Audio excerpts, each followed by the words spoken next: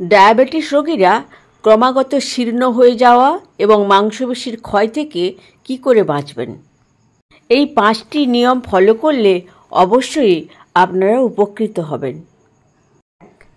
প্রাথমিক অবস্থায় ওষুধ খেয়ে ডায়াবেটিস নিয়ন্ত্রণে এলে প্রোটিন জাতীয় খাবার বেশি করে খাবেন, যেমন ডিম, মাছ, ওমেগা 3 ফ্যাটি অ্যাসিডযুক্ত মাছ, দই, ছানা, ডাল, বীজ ও বাদাম জাতীয় খাবার খাবেন, কারণ প্রোটিন মাংসপেশি গঠনে সাহায্য করে এবং সুগার স্পাইক হতে দেয় না। দ্বিতীয়ত, একসঙ্গে বেশি না খেয়ে ভেঙে ভেঙে খাবেন, যেমন 3টে মিল না খেয়ে 6 ভাগে ভাগ করে খাবেন। তাতে সুগার স্পাইক যেমন হবে না, হজম ভালো হবে এবং শরীরে ক্যালোরি বেশি জমা করতে পারবেন। 3 নম্বর হচ্ছে হেলদি ফ্যাট খাবেন।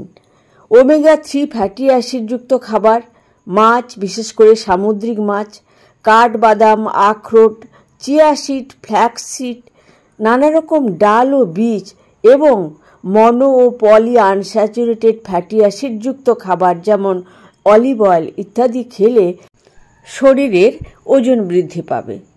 4 নম্বর যেটা মোস্ট এফেক্টিভ, সেটা হচ্ছে এক্সারসাইজ।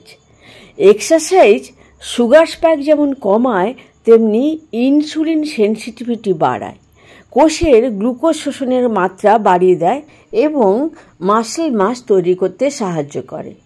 5 নম্বরে হচ্ছে স্ট্রেংথ ট্রেনিং, যেমন পুশ আপ করা, স্কোয়াট, ভারোত্তোলন ইত্যাদি করলে এই মাংসপেশি বড় হবে এবং শরীরের শক্তিও বৃদ্ধি করতে সাহায্য করবে।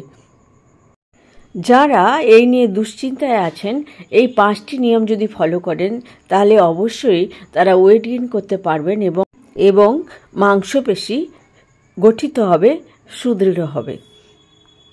ডায়াবেটিস রিভার্সালে কি কি খাদ্য গ্রহণ এবং কি এক্সারসাইজের মাধ্যমে আপনারা ডায়াবেটিস মুক্ত হতে পারবেন, সেই নিয়ে জানতে হলে চ্যানেল বা পেজটিতে চোখ রাখুন।